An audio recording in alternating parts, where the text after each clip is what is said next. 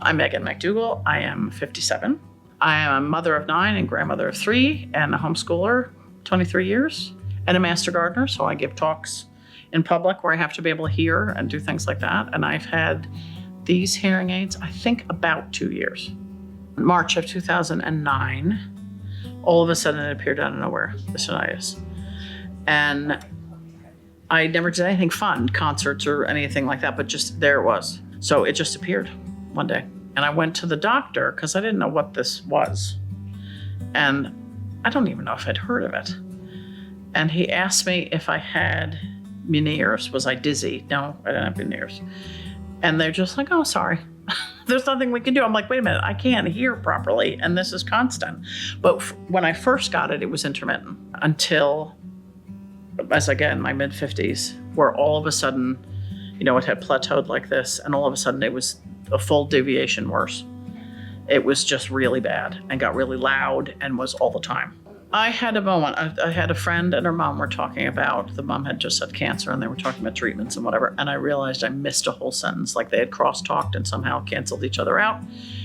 And that was really bad. And then grandchildren, because it's the main problem with this is that the pitch and anything in that pitch. And it got to a point, I didn't want to talk on a cell phone because they were so hard. And it's not that you can't hear, it's that you can't discern. And it gets to a point, it's exhausting. Social events are exhausting. Trying to talk on the phone is exhausting. It's bad. We went to dinner with my in-laws, and my in-laws have decided this is the moment in their life they're going to start speaking really softly. And it wasn't super crowded, but it was crowded enough. And I finally said to my mother-in-law, you might as well be speaking in interpretive dance, okay? Because I can't hear a word you're saying. And we're right across the table from each other. I said, I can't do this anymore. We have to do something about this. I was at a concert for a homeschool friend, and I was talking to another homeschool mom, and they had been to a concert up in Emmitsburg. Their 18-year-old was close enough to the speakers. He came home with tinnitus. And she said, we've gone to Hope Hearing of Iowa. They're the only people we found who can treat this. And so I came home and told my husband we need to make an appointment. And I think I was here within 2 weeks. Yeah. I walked out with hearing aids. It was life-changing. I finally got a moment's peace, like they left me alone, and I could hear the waves, and I thought I could work with this. This worked for me. But it was immediate because the clarity, you can hear birds better, you can hear voices better, everything is clear. And that's, I think, the biggest thing with tinnitus is that it's not that you can't hear, you can hear, but nothing is clear. It makes everything clear finally. And you don't realize what you have lost until you get it back again.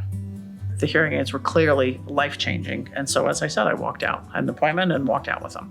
Like floaters, your brain comes to ignore them. They're there, but your brain can mask it and ignore them. And this is the same thing, that it keeps it's not as loud. It's hard to explain, but it just sort of minds its P's and Q's and gets out of your way so you can hear. And then, of course, the hearing boost helps, because I do definitely hear better. It enhances that. So between the two things, it's like night and day. And the waves are very zen. Because that's what it's trying to do. It's trying to retrain your brain. And I'm like, I can work with this. This is very peaceful. It's very zen. It's very nice. I think a lot of people, men and women, are apprehensive about having hearing aids because they're going to say, oh, I'm going to look old. And I say to them, okay, so what makes you look older? Something you can't see, or going, huh? What was that? Or checking out, because I found myself doing that too. It is exhausting to have hearing loss. At this point, I've only had these not even 2 years, I don't think. I cannot imagine life without them. I would recommend it to anybody. Don't hesitate to do this. Don't wait to do this. They know it contributes to dementia. We know this. And I think it contributes to depression because you're not functioning properly. And you don't realize how poorly you're functioning until you're functioning again. And you don't realize how much you've lost until you get it back. At least come in for a test, at least try them and see, because it's a life-changing thing.